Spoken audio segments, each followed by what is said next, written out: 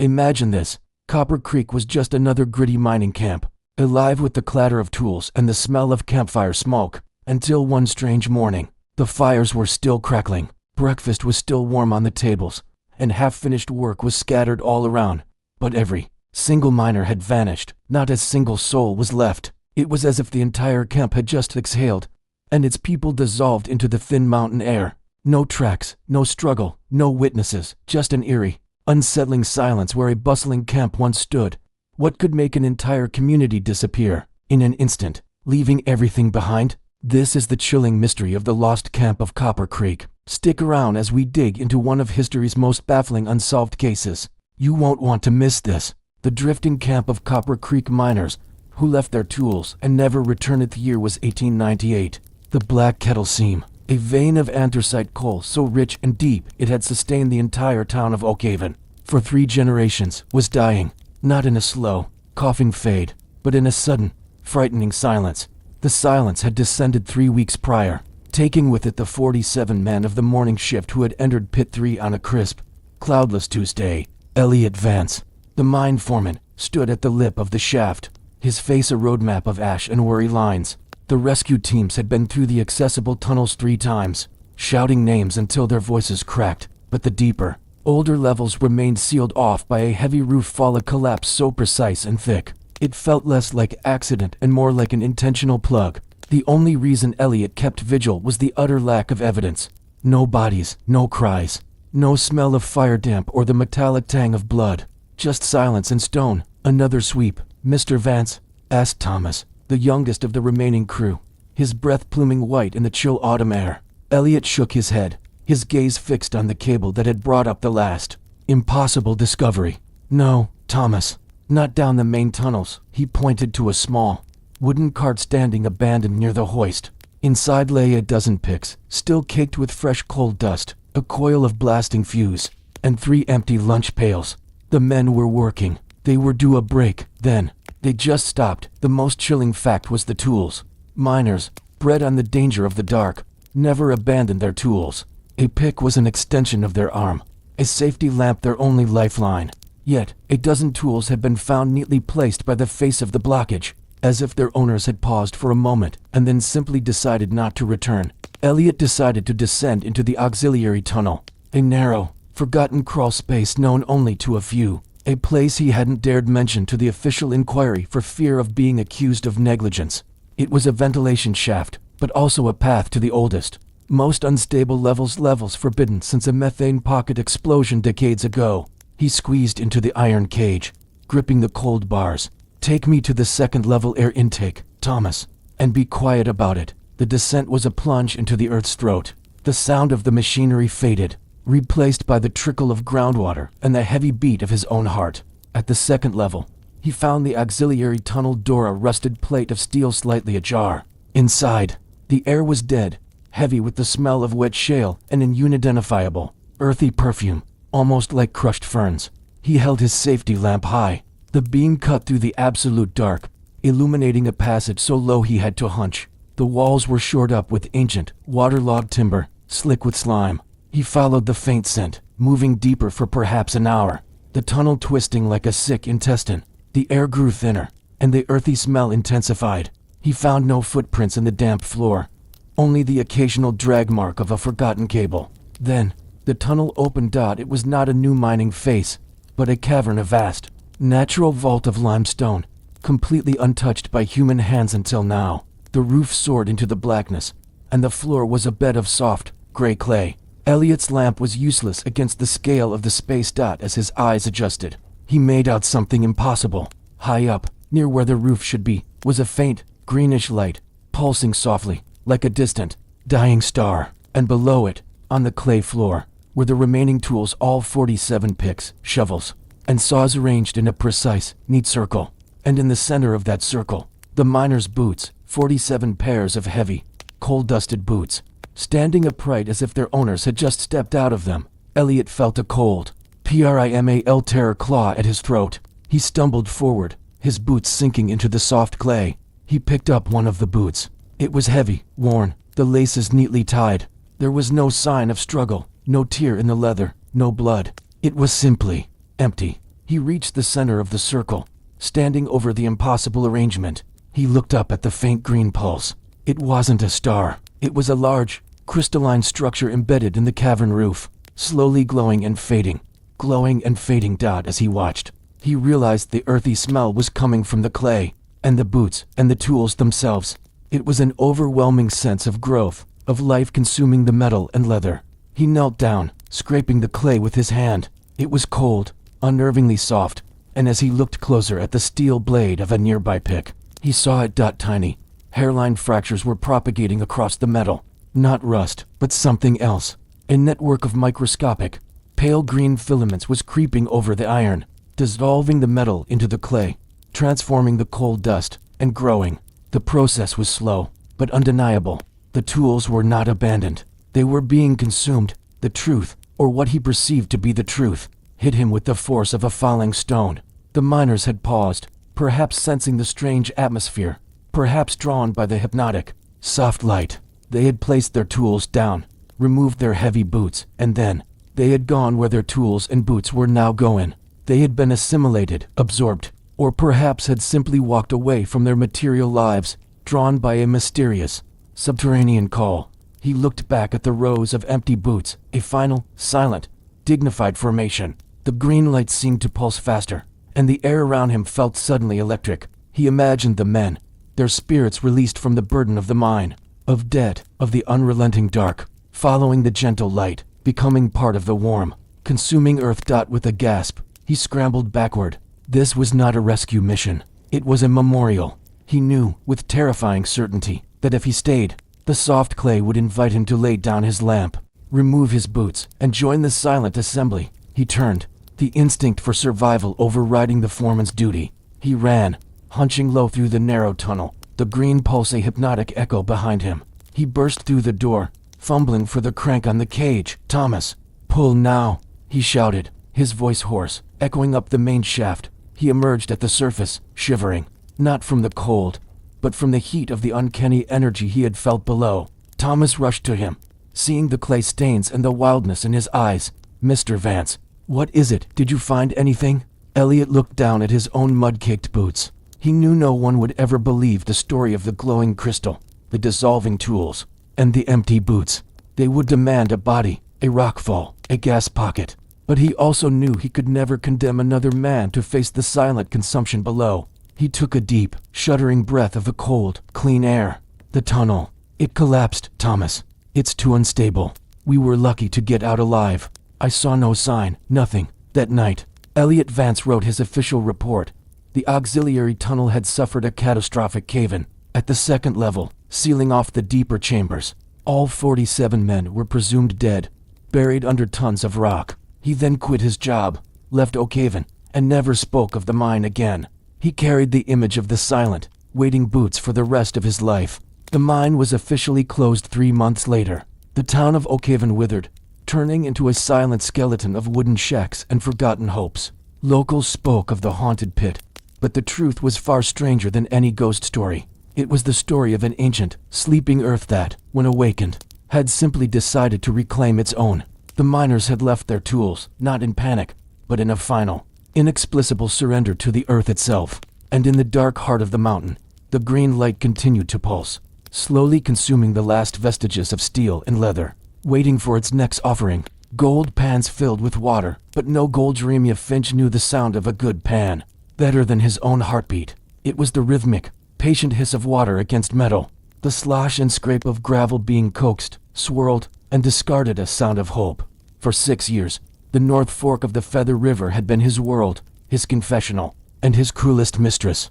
He was one of the last men left in what was once the booming mining camp of Solace Creek. The air on this September morning, 1867, was sharp with the scent of pine and damp earth. Jeremiah sat at the river's edge, his trousers soaked to the knee, his back aching with the chronic, stubborn protest of a man who spent his life hunched over the water. His hands, gnarled and stained the color of river mud, handled the pan with the intimacy of a lover. He worked through a scoop of gravel, his eyes focused and intense, panning out the coarse sand, the heavier stones, the black magnetite, each swirl eliminating possibility, but also tightening the circle around the final reward. He tipped the pan, letting the last gray sludge run out, and then held the rim level. Peering into the concave bottom, the pan was perfectly clean. The water, a shimmering, crystal-clear mirror reflecting the sky, pooled neatly in the lowest curve. But there was no gold. Not a single flake. Not even the telltale black sand that usually promised a microscopic possibility of color. Jeremiah sighed, a long, weary sound that dissipated into the quiet woods. It was the same result he'd had for 2 solid weeks. No gold, just water. Gold pans filled with water, but no gold. This was no ordinary dry spell. Jeremiah had been chasing pay dirt since he was a boy, following his father across the continent. He understood geology, the patterns of erosion, and the logic of alluvial deposits. The Feather River should have gold. It was in the gravel, in the quartz veins upstream, and the history books. Yet, every pan he lifted today was a polished, empty basin of clean water. He stood up, stretching his spine with a groan, and looked across the narrow gorge. The camp of Solace Creek was a ghost. Shacks slumped like tired old men, their windows empty sockets. The general store's porch was rotting, and the saloon was just a collection of wind-whipped wood.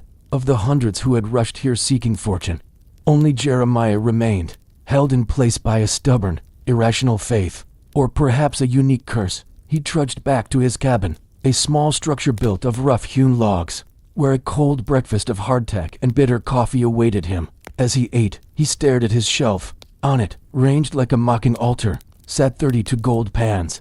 They were the finest pans he had ever owned, of copper, of steel, some beaten from repurposed kitchenware. Every single one was filled to the brim with river water. This had been the strangest part of the curse. 2 weeks ago, the gold had simply vanished, not just from the river, but from his shack. He had returned one evening to find his small, locked safe containing the hard one. Meager dust he'd saved over the years open and empty. The thief, whoever they were, had taken nothing else. But on the floor, they had left behind the peculiar sign. The pans, freshly washed, filled with water, ranged in a semicircle. He knew it wasn't the work of a regular thief. A thief takes the pan as well, and certainly doesn't leave a meticulous, watery arrangement. The next morning, he had panned the river, expecting to find the thief's discard pile, perhaps a forgotten nugget. But the river was clean, and every pan he dipped brought up only water and gravel. And when the gravel was washed away, only the perfectly still, clear water remained. He decided that afternoon to walk to the source, to the abandoned quartz mine, the Mother Lode's Kiss, 7 miles upstream. If the gold wasn't in the river, maybe it was still locked in the stone. The trek was brutal. The trail was overgrown, and the mountain air was thin.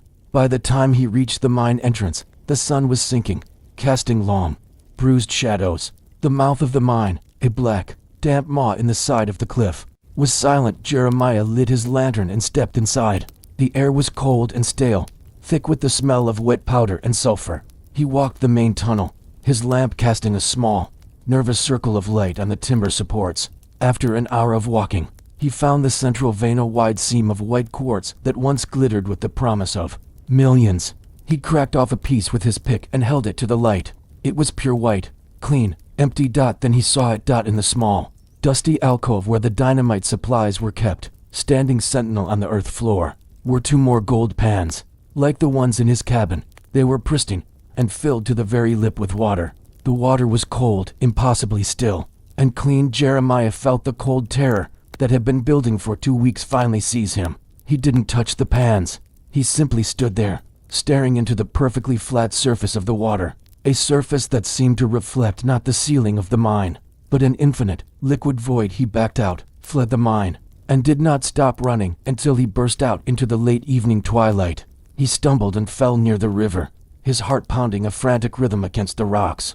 It was not a man. No man could be this fast, this silent, this precise. He spent the next 2 days obsessively washing every inch of the riverbank near his claim, trying to find a footprint, a discarded piece of rope, anything human. He found nothing, only the cold, clean water in his pan. On the 3rd day, a stranger arrived. He came walking down the main road into Solace Creek, a man unlike any miner Jeremiah had ever seen. He wore a crisp, dark suit, untarnished by dust or mud, and carried a leather satchel. His face was sharp, intelligent, and unsettlingly smooth. "Good day, sir," the stranger said, his voice quiet, almost musical. "I am Elias Thorne. I trust you are Mr. Finch." the proprietor of this admirable claim? I'm the only one left. Jeremiah grunted, wiping his brow with the back of his hand. And there's no gold here. Yes, I know, Thorn replied, a subtle, knowing smile playing on his lips. That is precisely why I have come. I represent a consortium of investors. Mr. Finch, we are not interested in the gold. Jeremiah lowered his gaze to the pan in his hands. It was, of course, full of water. Then what are you interested in? Thorn stepped closer, his polished leather shoes crunching lightly on the gravel. We are interested in the absence of gold. We believe, Mr. Finch, that the true value of this land is not in its wealth, but in its ability to defy nature. He gestured vaguely toward the river. Gold is a concentration of matter, rarity. It is a physical embodiment of human desire. But what you have here, Mr. Finch, is the absence of desire, the perfect void. For 2 weeks, you have panned here, and for 2 weeks, your results have been consistent. The water is impossibly clean, the pans are always full, and the gold is simply gone. Jeremiah stared at him, suddenly breathless. You've been watching me. We observed the phenomena, Thorn corrected gently. The disappearance of your safe's contents, the arrangement of the pans. It was a message, a demonstration. The thief didn't steal your meager dust, Mr. Finch. It merely demonstrated that its existence could be erased from this ground. Thorn opened his satchel. Inside, it held not papers or money, but a single, strange object, a small, leaden pyramid that seemed to absorb the light around it. We believe this region is saturated with a unique geological element, a sort of reverse magnetic field that affects metals of extreme purity, such as gold, Thorn explained. It doesn't repel them. It dissolves their presence. It unmakes them. The pans full of water were a sign that this process is complete, that the river has been utterly cleaned, not of its pollution, but of its potential. He looked directly into Jeremiah's weary eyes. We wish to purchase the land, Mr. Finch, not for mining, but for study. We will pay you the value of what this river should have yielded the estimated total gold production. For the next 100 years, he named a figure. It was astronomical. It was more money than Jeremiah could ever have imagined. More than all the gold-rushed men combined had ever dug out of the state. Jeremiah looked at the river, at the pans in his shack, and then back at the man in the dark suit. The offer was salvation, freedom from the crushing burden of hope, a sudden, inexplicable end to the curse. But it meant admitting that the gold was gone forever, and that the only legacy he had found was the absence of a dream. Why the pans of water?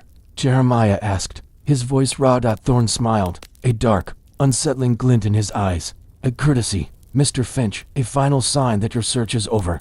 The gold is gone. Now you just have the water, the necessary element for life, clean and abundant. The earth is telling you, you have what you need. Stop seeking what you desire. Jeremiah slowly set his pan down in the mud. He knew, with a certainty that settled deep in his soul, that the stranger was telling the truth. The gold had been a sickness, an obsession. The water was a cure. He reached out and shook Thorn's hand, accepting the money and the mystery. He left Solace Creek that same evening, walking away from the ghost town and the river, never looking back. Years later, sitting comfortably in a seaside house he bought with the stranger's impossible gold, he received a small wooden box in the mail. Inside, resting on a bed of velvet, was a miniature gold pan, perfectly rendered in silver. It was filled with water, a tiny, clear bead that never evaporated, never spilled, and never failed to remind him that the greatest fortune he ever found was the day the gold vanished, leaving behind only the perfect, clean water. The fire pit that had no ash village of Elmswood clung to the flank of the Black Peaks, like a patch of stubborn moss. It was a place defined by cold and necessity, and nothing was more necessary than the communal fire pit in the center of the square. For generations, it had been the heart of Elmswood, a constant, smoky declaration against the unforgiving mountain winter. Dr. Silas Vance, an archaeologist of middling repute who preferred the quiet despair of forgotten places to the clamor of academia, arrived in Elmswood in the autumn of 1937, drawn by a single, peculiar detail in an obscure 19th century map, a notation next to Elmswood Square that simply read, Locus Impossibilis, the clean burn. Silas was not interested in gold or ancient ruins. He hunted anomalous places where the strict rules of the universe seemed to bend. The fire pit was indeed the hub of the village. It was a simple, circular depression, lined with dark, river-smooth stones, nearly 10 feet across. Every morning, the villagers dumped their scraps, broken wood, dead leaves, and rubbish into it. Every evening, a healthy blaze consumed the offerings, its smoke a thick, savory pillar in the twilight. Silas spent his first week observing it, but there was no gold, not a single flake, not even the telltale black sand that usually promised a microscopic possibility of color. Jeremiah sighed, a long, weary sound that dissipated into the quiet woods. It was the same result he'd had for 2 solid weeks. No gold, just water. Gold pans filled with water, but no gold. His hypothesis was simple. The notation was an exaggeration. The ash must be removed daily, perhaps by a stream running underneath, or by a particularly diligent villager. But the anomaly was real. On the 8th morning, Silas awoke before dawn. He crept to the square, his breath pluming in the frigid air. The fire had burned all night. The embers should have been a dense, gray mountain of carbon and calcified remnants. Instead, the pit was empty. Not empty of wood. A few half-burnt logs lay in the center, still glowing with a faint orange light, but empty of ash. There was no fine powder, no brittle flakes, no sooty residue clinging to the stones. The pit was spotless, a pristine basin waiting for the day's trash. The surrounding stones were merely warm and clean. It was chemically, physically, impossible. Fire consumes and leaves waste. Silas spent the next month in a frenzy of observation. He measured the wood volume, the temperature, the duration of the burn. He tried different fuel sources: pine, oak, coal, even small strips of leather and scraps of metal. Every time, the result was the same. The materials would burn with a fierce, almost unnaturally hot flame. But when the fire died, only the completely unconsumed portions remained. The part that had been turned to smoke, vapor, and ash simply ceased to exist. It had been annihilated. The villagers, Silas realized, took this miracle for granted. It was simply the way the Elmswood pit worked. "Where does the ash go?" Silas asked the old woman, Maven, who tended the pit most days. Maven, her face a web of wrinkles from a life spent enduring the smoke, merely shrugged. "It goes, scholar. It always goes. It is a clean fire. That is why our houses do not smell of soot, and the snow stays white. But it defies the law of conservation of mass." Silas insisted. Maven smiled, a slow, pitying expression. "The mountain has its own laws, Silas Vance, and perhaps a few habits." Silas refused to accept habit. He set up a makeshift laboratory in his rented cottage, determined to find a terrestrial explanation. He ruled out erosion, wind, and subterranean voids. He even discounted rare chemical reactions. The climax of his research came one cold November night. He had poured 10 pounds of fine, pre-weighed coal dust into the pit. The coal burned furiously. As the flames began to subside, Silas, armed with tongs and a small, heat-resistant sample box, crept to the edge. The coal turned to cinder, then glowed orange. Just as the last flicker of flame vanished, something happened to the remaining material. It didn't cool. It simply disappeared. The transformation was silent and instantaneous. The cinder, still glowing hot, didn't turn to ash. It seemed to invert its presence. In the fraction of a second it took for the heat to die, the mass was gone, and the stone basin underneath was left perfectly clean. It was as if a small, localized vacuum had sucked the carbon residue out of existence. Driven by a fear that bordered on mania, Silas theorized. The pit was not a fire pit. It was a gravitational singularity, a tiny, controlled spatial anchor that diverted the byproducts of combustion to another dimension, another time, or perhaps just to nowhere. The stone lining was merely the focusing lens, but a singularity of this nature was science fiction, the stuff of crackpot theories. To prove it, Silas needed to feed the pit something with a history, something that held the essence of a living thing. He thought of the villagers' nonchalance. They burned their waste, their failures, their small accumulated losses. Could this be more than just waste disposal? Could the pit be destroying memory? The destruction of ash was the destruction of evidence. The pit consumed the remnants of the fire, leaving no proof it ever burned. What if it was consuming the remnants of their lives? The next day, Silas visited the village archives. He found that the history of Elmswood was oddly sparse. No war records, no detailed birth or death registers prior to 50 years ago. No mention of any dramatic events. It was as if the past was continually being erased. The village had no collective memory of trauma or great change. It was perpetually reset. Silas had his answer. The pit was a cultural cleansing mechanism. His final, desperate experiment was personal. In his satchel, he carried a small, wooden box. Inside were 3 items: a dried daisy from his childhood sweetheart, a copper coin his father had given him before he died, and a worn photograph of his younger self. These were his anchors to memory, his own personal ash. He waited until midnight. The square was cloaked in fog. Silas approached the clean pit, his heart hammering. He built a small fire using a scrap of pine, feeding it slowly. He watched the pine burn down to a fine, gray powder ash, the normal, physical ash. Because it had not yet been placed directly into the pit, he stood over the basin.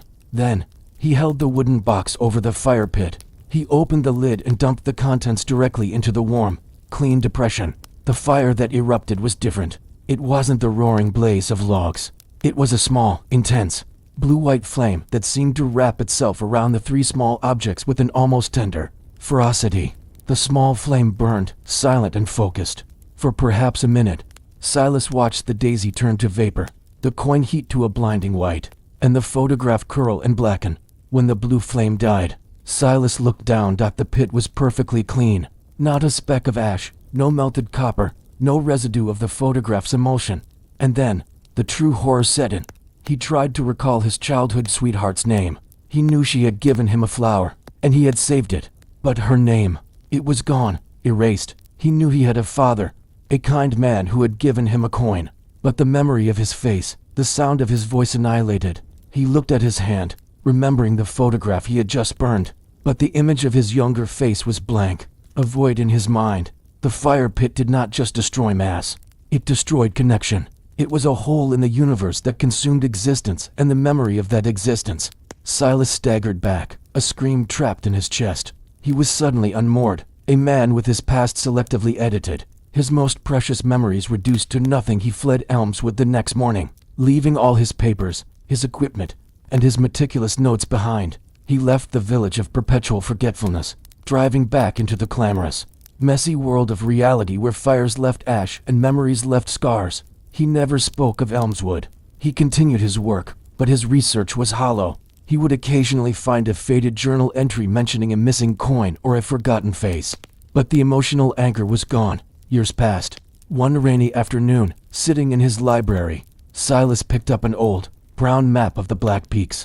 His eyes fell on the notation next to Elmswood, Locus Impossibilis, the clean burn, and below it, in his own frantic, youthful hand, the fire pit that had no ash. He stared at the words, feeling a cold, nameless dread, the sense of a profound, crucial truth that his mind could no longer grasp. He knew he had once known the terrifying secret of that place, but the memory, like the ash, had been consumed. The fire had taken the evidence of his study, the proof of its anomaly, and the memory of its power. Silas Vance was now just another remnant in a world that insisted on a clean slate. A tent that shifted over Ninth Colley-Davin Pass was a scar across the spine of the earth, a place of sheer, wine-scoured granite and permanent shadow. It was a region of immense tectonic pressure, where the crust of two colossal plates met in a silent, agonizing grind.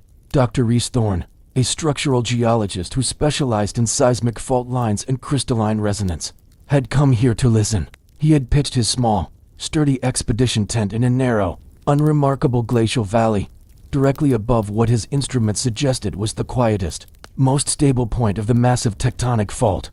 His goal was simple: to monitor the imperceptible creep of the Earth's crust over a 2-week period, hoping to measure the tiny, energy-draining vibrations that preceded major quakes. The first night was cold, clear, and quiet. Reese spent the evening logging data from his seismographs, the familiar rhythm of the equipment a comforting hum in the silence.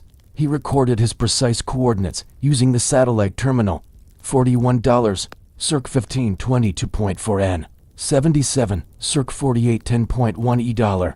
Zipped his tent flap, secured the guy lines to the heavy rocks he'd chosen as anchors, and fell into the deep, exhausted sleep of the high mountain man. He awoke to the sunlight, but not to the usual quality of light. The air inside the tent felt strangely thin, almost brittle, and the familiar scent of ozone and granite was missing. When he unzipped the flap, Reese froze. His tent had shifted. Yesterday, the view from his entrance had been dominated by the towering, silver-gray ridge of the Northern Fist, a distinct rock formation he used as his primary visual marker. Today, the ridge was visible, but it was wrong. It was too far to the left, and the smaller, distinct spire known as the Sentinel, which should have been visible just above the ridge's peak, was completely hidden by a nearer, darker mountain face shaped like a colossal, Broken tooth, Reese stepped out, a cold prickle of alarm running down his spine. His equipment, the small camp stove, the stack of supply crates, all were exactly where he'd left them, still organized in a tight 10-foot radius around the tent. He walked 3 steps to the west, where yesterday the ground had fallen away into a shallow, gravel-filled gully, perfect for draining runoff. Today, there was no gully.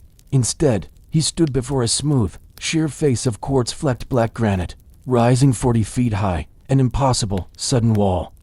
He walked to the east. The familiar, moss-covered boulder he had used to anchor his tent was gone. In its place was a cluster of 3 small, unfamiliar pine trees, their needles perfectly dry and their roots sunk deep into the earth, their shadows alien and sharp. His tent had shifted, not by a foot or 2 in the wind, but by a substantial, bewildering distance. Reese rushed back inside, pulling out his satellite terminal. He punched in the coordinates, the device word, locked onto the grid, and displayed $41, circ 15 feet 20.3 N, 77, circ 48 14.9 E$.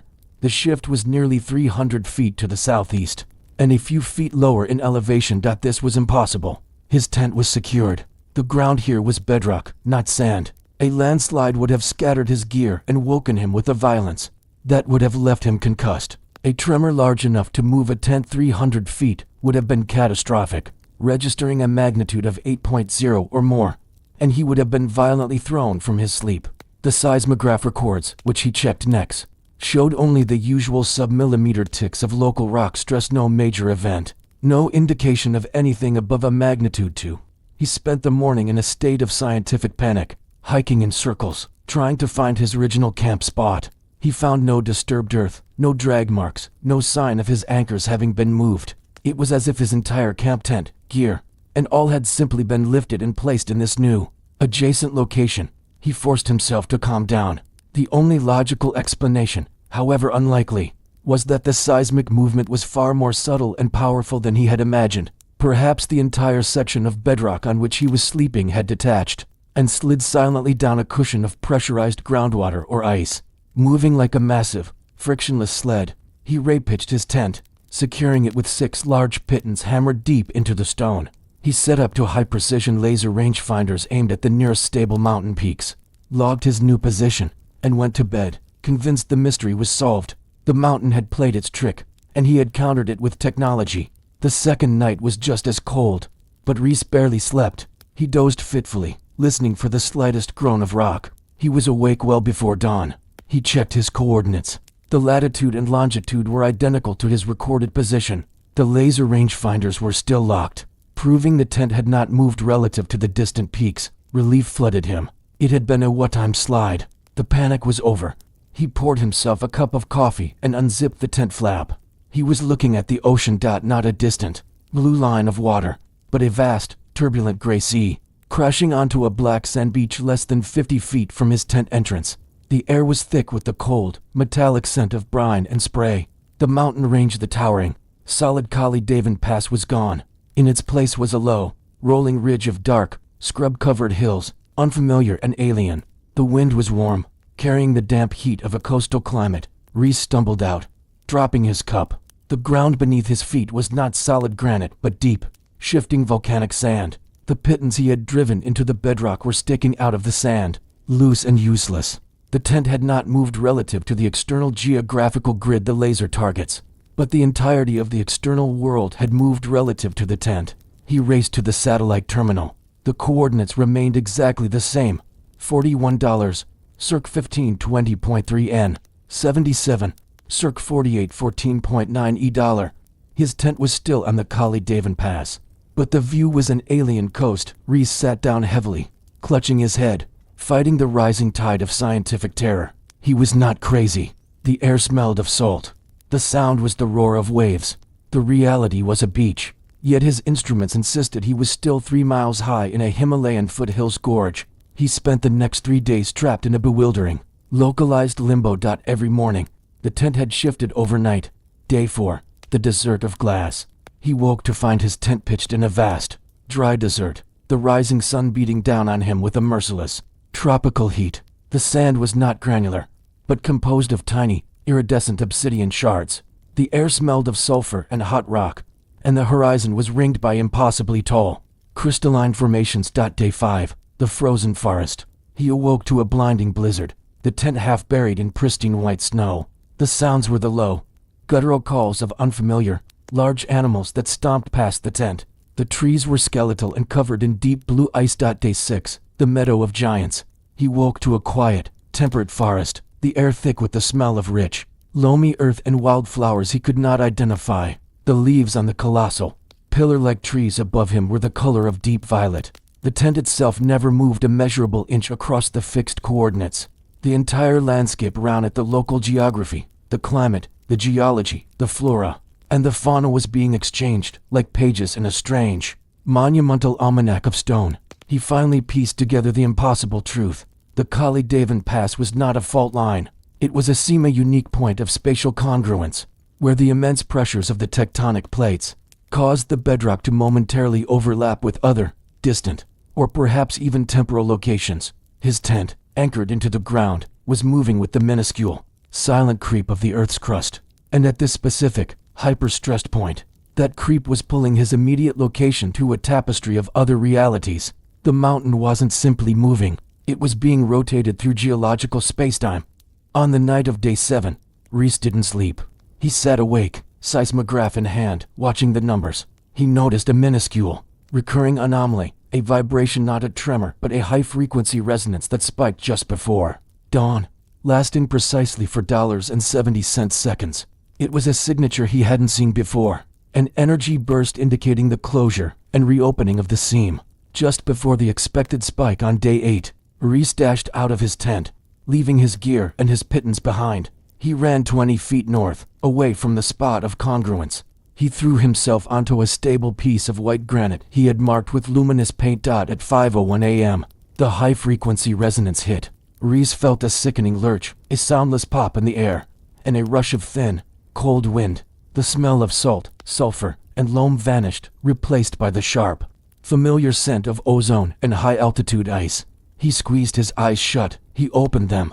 The air was filled with the familiar, thin chill of the high Kali Devan Pass. The majestic, silver-gray northern fist ridge loomed directly before him. He was back. He stood up, his legs shaking, and looked to where his camp had been. The tent was gone. In its place was a shallow, circular depression in the granite, roughly 10 feet wide, the exact footprint of his tent. The surrounding rock was scorched black, and in the center of the depression, lying neatly where his stove had been, was his empty, coffee-stained mug. His pittance, driven deep, were bent and half-melted, the metal scarred by some immense, impossible energy. The tent, his gear, his instruments, all were gone, consumed by the last shift. Reese Thorne hiked out of the pass, leaving his research behind. He returned to civilization a man fundamentally changed. Unable to distinguish geological movement from spatial magic, he tried to report his findings, but no one could comprehend the idea of a geological fold in spacetime. They attributed his story to altitude sickness and exhaustion. He never went back to the mountains. He settled by the sea, the most stable, predictable element he could find. But every time he set up a chair on the beach or drove a tent peg into the sand, he felt a chilling dread. He knew the earth was not a solid, reliable sphere, but a wrinkled map, stitched together by silent, terrifying seams. And somewhere, on a piece of wandering Kali Devan bedrock, his tent, his instruments, and his memory were continually shifting, perpetually lost to a world that changed overnight. The echo heard from inside the Hilsalia's Thorn had retired to the foothills of the Malakar mountains to escape noise. A lifetime spent designing concert halls and studying vibration had left him with an unbearable sensitivity to the cacophony of the city. He sought silence, and the Malakars, a brooding, ancient range of slate and basalt, promised a deep, geologic hush. He bought a small, isolated cabin at the mouth of the Whispering Valley, a place notorious for its wine-sculpted rock formations and lack of human presence. For the first 6 months, he found peace. The only sounds were the rustle of dry grass, the cry of the hawk, and the enormous, comforting silence of stone. Then, the echo began. It started subtly, a faint, metallic ping that seemed to originate not from the valley walls, but from deep within the earth itself. Elias first heard it on a clear, moonless night, while sitting on his porch, sipping tea. He dismissed it as a distant rockfall or a strange atmospheric reflection. But the sound persisted. It wasn't a single sound. It was a response. It was an echo. Elias would deliberately clap his hands, a sharp, flat crack, and exactly 3.5 seconds later, he would hear the faint, hollow reply. The sound was too short for a normal echo, which would trail off, reflecting off dozens of surfaces. This was a clean, distinct repetition, as if a single, massive, distant wall had reflected the sound back to him. What obsessed him was the source. Normal echoes come from outside, from a cliff face, a building, a tunnel mouth. This echo, Elias was convinced, came from inside the hills. The sound was muffled, yet immensely powerful, traveling through miles of solid rock before reaching his ear. It was the sound of a vast, hidden resonant void. He began his study. He set up his professional equipment, a complex array of directional microphones, a sensitive seismograph, and a high-power acoustic emitter designed for geological surveying. He established a baseline. His cabin was the epicenter. He measured the delay, $3.48 seconds, consistently using the speed of sound through air. That meant the reflective surface was roughly 1,190 meters away, but the sound was traveling through rock, which conducts sound much faster, between $3,000 and $6,000 meters per second, depending on density. If the sound traveled through the rock, the delay of $3.48 seconds suggested the reflecting surface was between 10 and 20 kilometers away, placing it squarely in the deepest, most impenetrable part of the Malakar Range. He spent weeks driving his emitter, a series of sharp, rhythmic pulses directly into the granite face behind his cabin. He tracked the return signal on his seismograph. The resulting plot was a nightmare of interference, except for one thing: a powerful, consistent secondary signature that returned precisely $3.48 seconds after the pulse. This confirmed the echo was not airborne, but a seismic reflection traveling through the solid mass of the mountains. The only thing that could create such a clean, powerful reflection at that distance was a massive, perfectly flat boundary of fault plane, a crystal seam, or a geological anomaly. But the returning sound had a distinct hollow quality, a deep resonance that suggested not solid rock, but a gargantuan empty space. Elias drove for miles, hiking deep into the Malakars, repeating his experiment. The delay remained a constant $3.48 seconds, regardless of his position within the valley. It was as if the valley itself was a drum, and the echo was coming from a single, fixed point deep within the mountain's core. The anomaly reached its terrifying peak a month into his study. He began hearing not just the echo of his own engineered pulses, but the echo of other sounds. He was sitting silently one afternoon when he heard the faint, muffled sound of a hammer hitting steel, followed $3.48 seconds later by the echo. He rushed outside. There were no mines, no construction, no industrial activity within 50 miles. The next day, he heard a sound like a chime, a heavy, low metallic resonance, again followed by the $3.48 second return. The Malakars, he realized, were not silent. They were constantly absorbing and reflecting sounds being made deep inside them.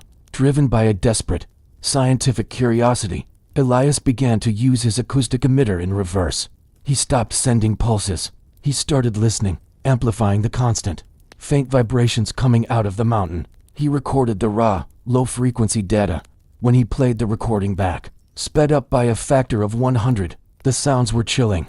It was not the random scraping of geology. It was a pattern. The sounds were work, hammering, scraping, a sound like a stone chisel hitting slate, and occasionally, a low, resonant singing, a chant in a language Elias had never heard. The sounds were muffled by kilometers of rock, but the rhythm was undeniable. Something was mining deep within the Malakar Range. But what? And why had no one ever heard the sounds themselves? Only the echo. Elias theorized that the mountains were not just a solid mass. The seismic readings suggested the presence of an immense, near perfectly spherical cavern at the very center of the range. This cavern was so large, so symmetrical, and so deep that its boundaries acted as a perfect sonic mirror, reflecting any sound made inside it back out to the surface. Furthermore, the rock surrounding the cavern must be acting as a one-way acoustic filter, allowing the internal sound to escape only as an echo, while muffling the external sounds of the valley entirely. He had found the legendary resonant void spoken of in local folklore, a space where sound was captured and magnified. The miners inside the hill, whoever they were unknowingly trapped in a self-contained acoustic prison. Every sound they made was perfectly reflected, giving them the illusion of an open, airy space. They would only hear the sounds of their own labor. Elias knew he had to reach them, not to find riches, but to solve the mystery of the $3.48 second delay and to warn them. He packed his most powerful directional microphones and his strongest climbing gear. He hiked to the highest, most remote point where his seismograph still registered the echo, the peak of Serrated Tooth, an ancient volcano vent. He found a narrow, vertical fissure, barely wider than his shoulders, running deep into the basalt. It was a fault that had not been recorded on any map. It was the only possible ingress to the heart of the mountain. He secured his rope and began his descent. The air immediately grew heavy, smelling of sulfur and damp clay. He dropped slowly, passing through layers of volcanic ash and slate. For hours, he descended into absolute blackness. The only light his helmet lamp, the only sound the scraping of his carabiner on the rock. After what felt like a kilometer of descent, the fissure opened into a shaft. He reached a small, cramped landing, a horizontal tunnel shored up with crude, ancient timber. He paused and clapped his hands. The sound was sharp and loud, but there was no echo. The air was dead, heavy, and silent. He was now inside the mountain's filtering mechanism. He proceeded into the tunnel. The air grew warmer, and the sound of distant, rhythmic hammering became distinct, no longer muffled, but clear and strong. He followed the tunnel for another half hour until it opened into the cavern. It was immense, the size of an underground cathedral. The space was lit by hundreds of small, flickering, tallow lamps placed on rough-hewn ledges. In the center, scores of figures worked, men and women, dressed in simple, dirt-stained leather, methodically chipping away at the cavern walls, which glittered with veins of pure, crystalline quartz. They were not miners. They were a community.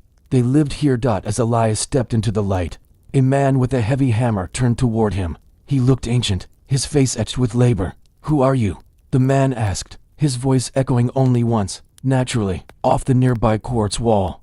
"I am Elias Thorne. I heard your echo outside. I came to find the source of the sound." The man frowned, confused. "Echo? There is no echo here, stranger. We work in the silence of the Malakar. The mountain keeps our noise from the outside world." Elias realized the true nature of the tragedy. The $3.48 second echo he heard outside was the sound of their work bouncing off the cavern wall, traveling through 10 to 20 kilometers of rock, and escaping the filtering effect. But because the cavern was so vast and perfect, the internal reflection took the exact same time to return to the center of the cavern, merging with the original sound. The people inside never heard the echo because the echo was always there, instantly reinforcing the original sound, making the space feel immense but never acoustically reflective. For them, it was just the sound of their work. He pointed to a rhythmic chip of a hammer far across the cavern. "Listen, the sound you are making now is traveling to the far wall, bouncing back, and reaching you in $3.48 seconds. That is what I hear outside." The man looked confused, then smiled sadly. "You hear our labor, not our lives. We have lived here for generations, since the time of the great quake that sealed the mouth. We mine the singing stone to live. We are the Echo people." Elias realized he could not save them. They were not imprisoned by walls, but by their own acoustics, living in a world defined by a $3.48 second delay. Warning them would only drive them mad. He stayed for a single night, watching them labor in the immense, sound-reinforced silence. The next morning, he climbed out of the fissure, sealing the opening behind him with a small, strategic dynamite charge, erasing the ingress. He returned to his cabin. He packed his equipment, leaving the seismograph running. He had one final test. He clapped his hands. A loud, sharp crack. $3.48 seconds later, the faint, hollow echo returned from deep inside the hills.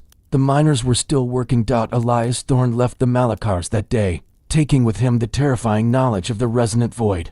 The echo was the final proof, the sound of a civilization trapped not by stone, but by the relentless, perfect mathematics of sound. The retreat, October 12th, October 28th, October 12th, 1957. Outpost 47, Antarctic Plateau. The installation is secure, if desolate, built for permanence, yet feeling profoundly temporary. I arrived this morning. The others, the supply crew, and the previous observation team left at 14 o'clock hours, taking with them all sense of immediate humanity. I am alone now, for the full 6-month cycle. My mission is strictly acoustic. Monitor the deep ice shelf for low-frequency shifts and glacial tremors. A simple, solitary task. The cold is a living thing out here, but the silence, The silence is absolute. October 15th. Routine established. 8 hours of data collection. 8 hours of analysis. 8 hours for maintenance and rest.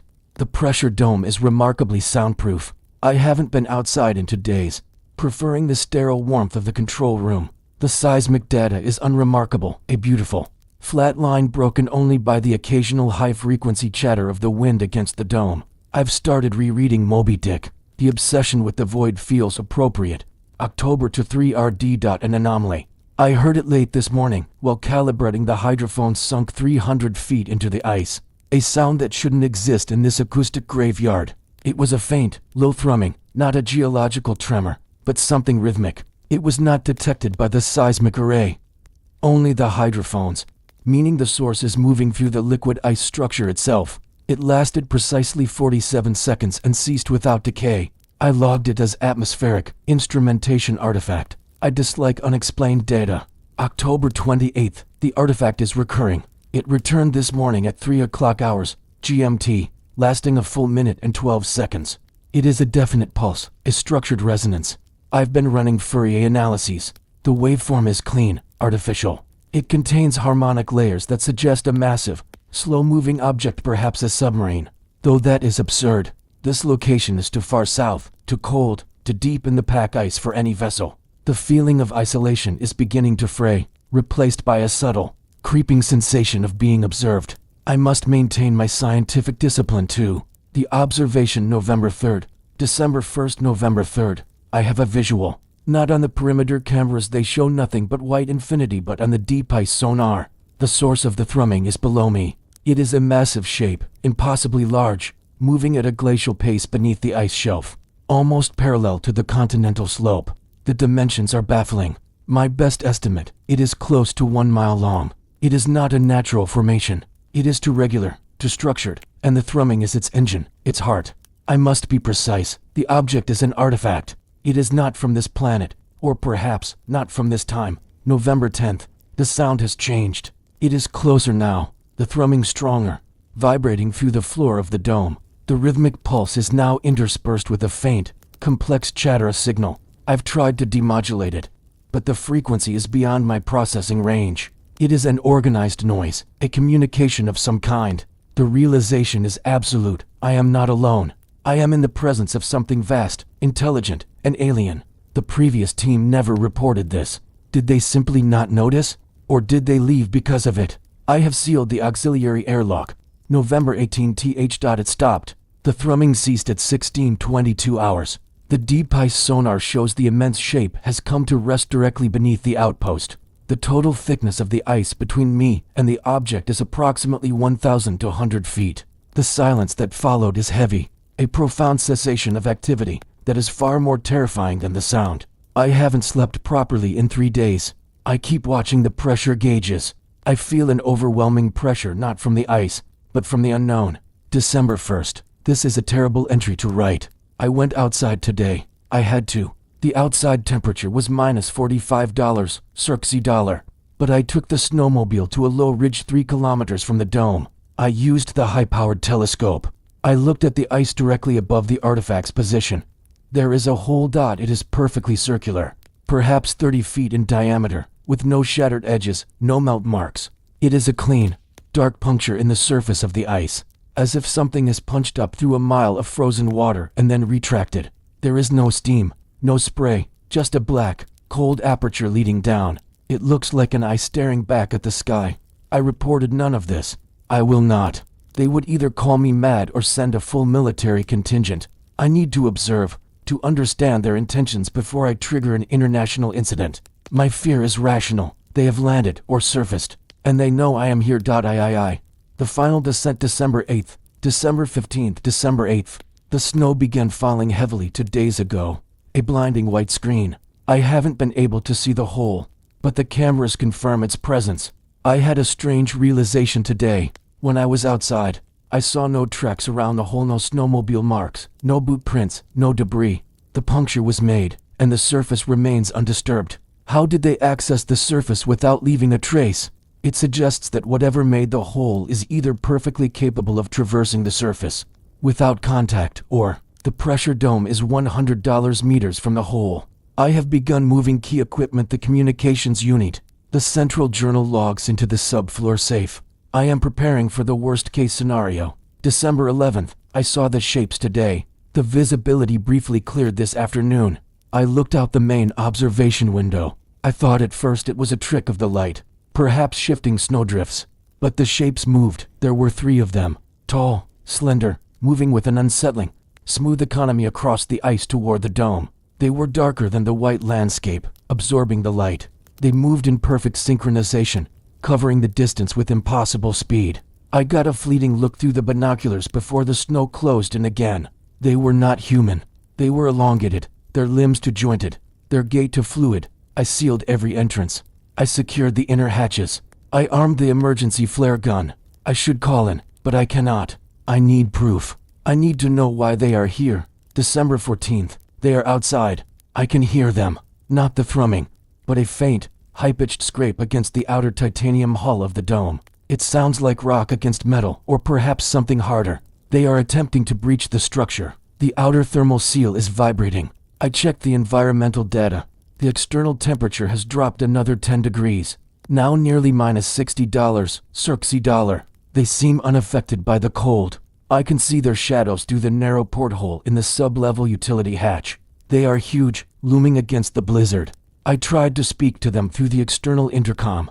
I shouted a greeting in 3 languages. There was no response, only the methodical, ceaseless scraping. They don't want to talk. They want in. The seismic array is registering localized, minute tremors directly beneath the floor. They are moving something heavy, something powerful. The main airlock is groaning. I have retreated to the secure vault beneath the main lab floor. I have enough oxygen and rations for 3 days. I left the journal on the main desk, hoping my account will be found. The scraping has stopped. There is a new sound, a sound like pressurized air hissing. They are cycling the main airlock. They have breached the outer door. December 15th. They are inside the dome. I hear the clang of their passage in the main hall. They move slowly, deliberately. They are heavy. The sound of their progress is muffled, but every footfall transmits a deep, resonant hum through the metal floor plates, a sound identical to the deep ice thrumming. The immense, mile-long artifact below the ice was not a vessel. It was merely a shadow, the source of their power, or their home, waiting beneath the surface. I hear them now, directly above the vault door. They have found the journal. They are reading. They will know I am here. The vault door is thick steel, bolted from the inside. They are testing the latch. They are not using tools. They are using pure, cold force. The metal is beginning to whine, a high-pitched stress fracture building up. I have nowhere else to go. I have watched them from afar, recorded their existence, logged their terrible, silent movements. I have proven my hypothesis. And now, the subject of the experiment has come to claim the observer. I can feel the vibration of the vault door warping inward. I am out of time.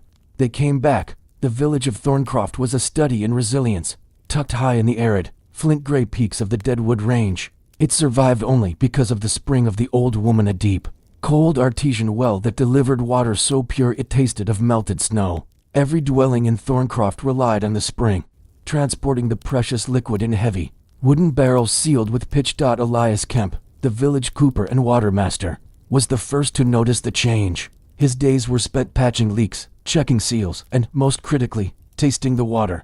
The anomaly began subtly on a hot July afternoon. Elias rolled a freshly filled barrel, designated for the elder's cottage, into the shade of his workshop. The air outside was sweltering, pushing $95, circa dollar. Yet, the spring water should have been Arctic close to $40, circa F.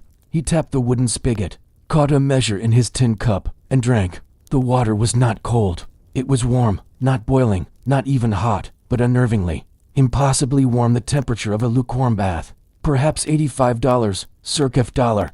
Elias frowned. The barrel was thick oak, insulated by the shade and the packed earth floor of his shop. The water had been sealed less than an hour ago. It should have been ice cold. He checked the spigot. No sign of a leak or sun exposure. He rolled the barrel out into the sun for 15 minutes, then brought it back, expecting the sun to have done the job. He checked the temperature with his finger.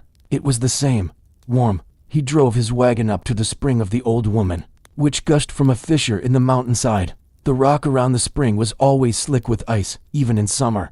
He held his bare hand in the torrent. It was frigid. It was perfect. Puzzled, Elias filled a second, identical barrel, drove it back, and placed it next to the first. He sealed both tightly. An hour later, he checked the second barrel. It, too, was warm. The water barrel had turned warm, and the knowledge of it felt like a sickness taking hold in the quiet heart of Thorncroft. The temperature of Furious kept the discovery quiet for 3 days, running his own secret experiments. He tried new oak, old pine, clay jars, and metal casks. The result was always the same. Within 2 hours of leaving the spring, the water's temperature mysteriously rose to an average of $87 circa, regardless of the vessel, location, or ambient temperature. The water itself was somehow generating heat, or perhaps absorbing heat from an invisible source. He presented his findings to the elder, an old woman named Mavis who had ruled Thorncroft with a quiet, flinty wisdom for 40 years. "It is a trick of the sun, Elias," Mavis declared, dismissing his frantic measurements. "Or the wood has absorbed this summer's heat." But when Elias brought her 2 sealed barrels, one filled yesterday, now warm, and one filled this morning, still cold, Mavis's ancient eyes narrowed. She tasted both. The warm water had a slight, subtle sweetness that was entirely new. Word spread fast. Within a week, the warmth was the only topic of conversation. The initial inconvenience, water that was no longer refreshing, quickly turned to panic. People stopped drinking it. They began boiling it, which, strangely, returned the water to its original purity and coldness once cooled. But boiling that much water required precious fuel. The community began to ration their remaining stores of old, cold water. Paranoia settled like the dust of the Deadwood Range. "It is the sulfur," cried Fenn, the town blacksmith. "The mountain is angry. It is spitting poison." "No, it is the Copperhead Mine," countered Alara, the herbalist. "They have dug too deep and struck a vein of fever. The warmth is the mountain's blood." Elias, the man of science and measurements, kept checking the spring. The source remained perfectly cold. The contamination, or the heat, happened only once the water was contained. The core of the chain. Julius finally devised a way to study the water in transit. He sealed a heavy glass carboy into a thick wooden crate and drove it back to his workshop. He set up a thermometer and an antique microscope. The water was crystal clear. Chemically, it was flawless. But under the lens, the structure was disturbing. The water was no longer still. It was filled with tiny, microscopic golden motes, shimmering with faint internal light. They were too small to be algae, too structured to be simple minerals. They were alive, yet moved with the precise, deliberate physics of a machine. As he watched, one of the motes began to vibrate. The vibration intensified, releasing a minuscule burst of heat into the water around it. The warmth was not being generated by a chemical reaction. It was being generated by the synchronized, energetic oscillation of these invisible particles. The water barrel had turned warm because the water was now saturated with tiny, biological heat engines. He named the particles Aurelia thermis. The terrifying question was, where did they come from? Elias returned to the spring of the old woman, not with a barrel, but with a deep-sea sampling device. He lowered it into the fissure that birthed the water. He measured the temperature at the source, 39.8 circa. Perfect. He took a sample directly from the deepest accessible point. Back in his lab, he checked the deep sample under the microscope. It was clean, pure, no Aurelia. The Aurelia were not coming from the depths of the earth. They were appearing after the water left the ground. In the first few feet of the runoff channel, he followed the runoff, a small, ice-cold stream, back toward the main fissure. He knelt down, tracing the water to the mouth of the rock. He found it, embedded in the dark, mossy rock face, directly above the cold fissure, was a substance that looked like thin, pale gold dust mixed with crystalline powder. It was not a natural mineral vein. It looked like residue, almost like dried pollen. As the water flowed out of the cold spring, it brushed past this residue, collecting the powder. Once the water was still and contained in a barrel or a jar, the powder activated, reconstituting itself into the Aurelia thermis motes, and the process of warming began. The powder was the seed. The water was the host. 3. The migration of the heat mystery was solved, but the fear was amplified. The powder was a biological weapon, or a strange, intelligent organism using water as a means of transport. Elias called an emergency meeting. He presented his findings, showing them the golden powder and the microscopic, heat-generating motes. He proposed one solution: block the spring entirely and find a new water source. A dangerous proposition in the Deadwood Range. The village, however, had divided. The warmth had already infected more than their water. A faction led by Finn the blacksmith argued that the warmth was a blessing. It kept their houses slightly warmer, their hands less numb. They said the water was charged with life. They drank it now, enjoying the subtle sweetness, dismissing Elias as a paranoid scientist. Another faction, led by Mavis the Elder, remained terrified. Mavis's fear was rooted in the past. She remembered the old legends of the Malabar fever, a time when the mountain turned against the people. The conflict climaxed when the first person fell ill. Little Thomas, Finn's son, complained of a constant, unquenchable internal heat. His skin was dry, his eyes were bloodshot, and his temperature was dangerously high. The Aurelia had migrated from the water to the body. Elias rushed to Thomas's side. He drew a drop of blood and put it under the lens. Thomas's blood was teeming with the golden motes, oscillating wildly, generating a fever that was slowly cooking the boy from the inside out. The sweet water was a fever conduit. Elias ran back to the spring with Mavis and the Loyalists. They had to seal the source. They found Finn and his faction already at the spring. They were not collecting water. They were cultivating the gold dust residue. They had scraped off the moss and were encouraging the cold water to flow directly over the crystalline powder, increasing the concentration. They were addicted to the warmth and the strange sweetness. "You will not poison our source," Finn roared, hefting a heavy mining pick. "You are poisoning yourselves." Elias shouted back, "The warmth is fever. Look at your son." Finn ignored him, blinded by fanaticism and the high of the perpetual internal warmth. The inevitable confrontation followed. Elias and his group tried to block the fissure with large slate stones. Finn's faction attacked them, desperate to protect the source of their blessing. In the ensuing chaos, a large piece of loosened slate fell into the fissure, not blocking the water, but opening it further. A new torrent of water erupted, a flood that was not cold, but hot, steaming, carrying with it a massive, choking quantity of the golden crystalline powder. The air immediately filled with the sweet, sickening scent of the active Aurelia. The entire village square, the runoff channel, and the surrounding rock were instantly covered in the sweet, warm, fever-inducing water. Elias ran, pulling Mavis and the few remaining Loyalists. They fled Thorncroft, leaving the fanaticized villagers behind, now bathing in the sweet, warm deluge, their faces flushed with the initial, fatal heat.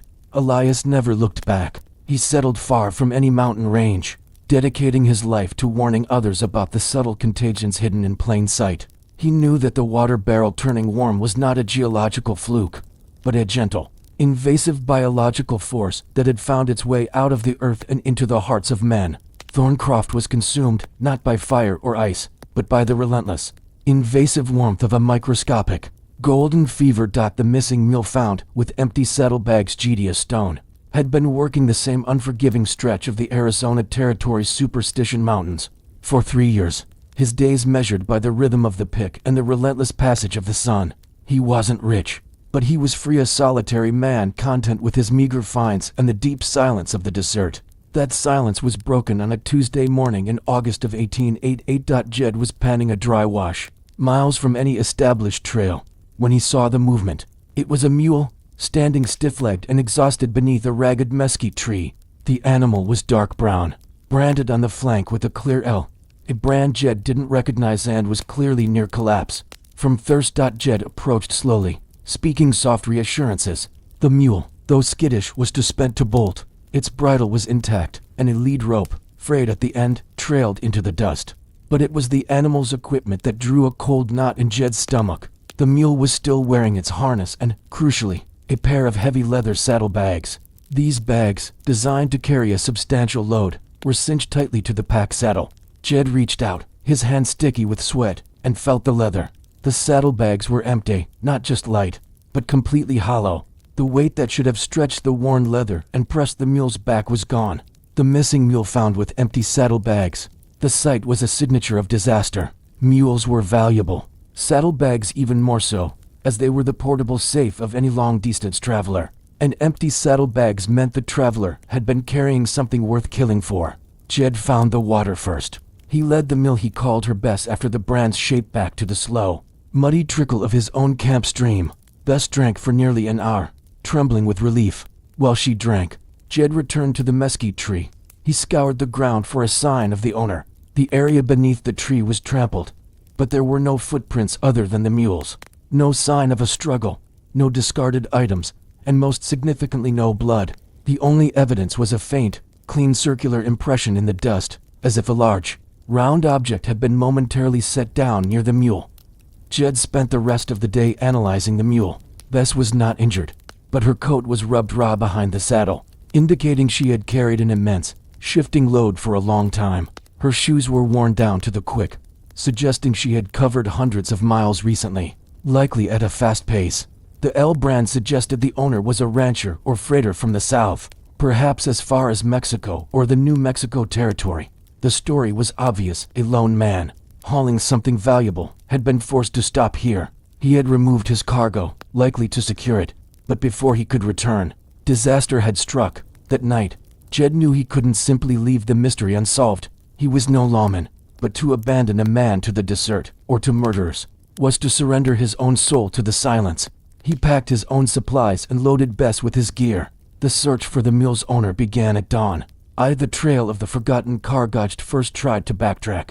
The mule's tracks were everywhere, but he finally identified the freshest, leading away from his camp and toward a narrow canyon called the Whisperer's Pass.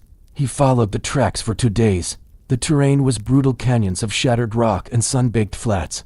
He found no signs of the man, only the deepening mystery of the missing cargo. The cargo, Jed surmised, was not gold nuggets or coin. Those are dense and leave tiny imprints, and their loss would typically result in a struggle and a dead mule.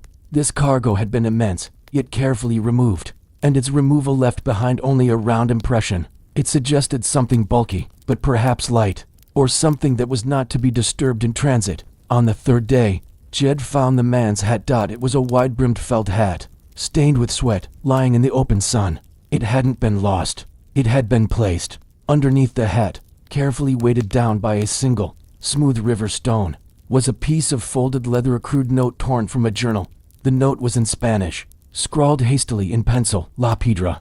I cannot carry it further. The sickness is in the air. Took it to the high hollow, where it must rest. The mule is free.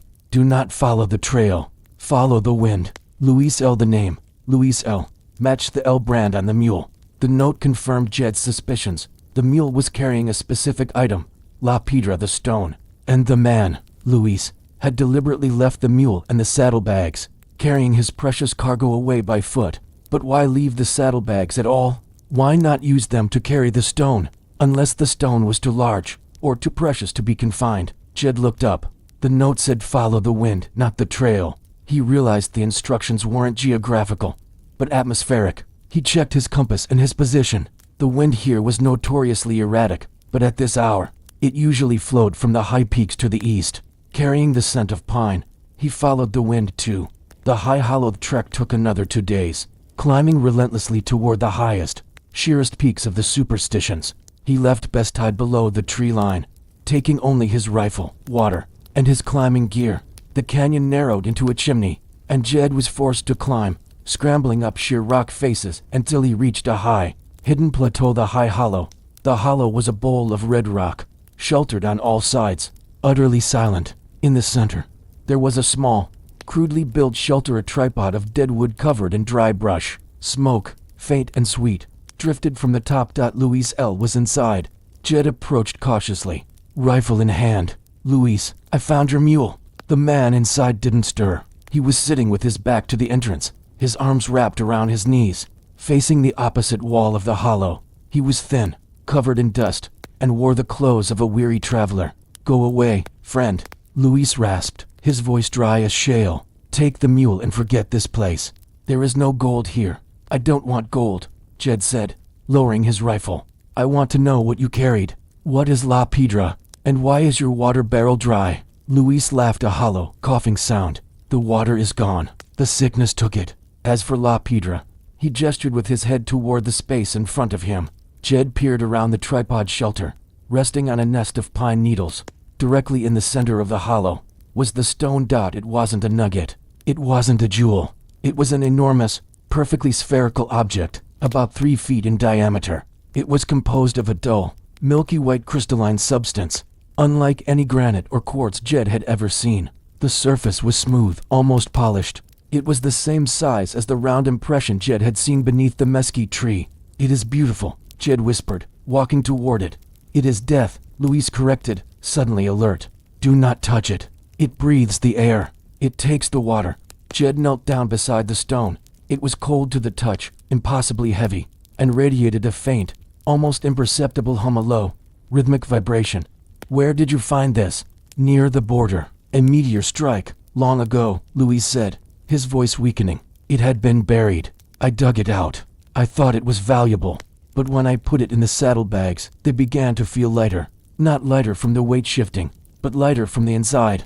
The stone was drinking the cargo. Luis explained that the stone's strange properties had begun immediately. The first thing it consumed was the gold dust he had been carrying, panned gold meant to buy supplies.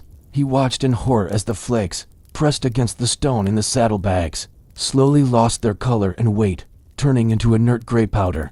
The stone had not stolen the gold. It had consumed its metallic properties. Then, Luis realized the saddlebags were empty, not because the cargo was stolen, but because the cargo itself, the gold, the dried food, the small tools he had packed, had been dematerialized by the stone.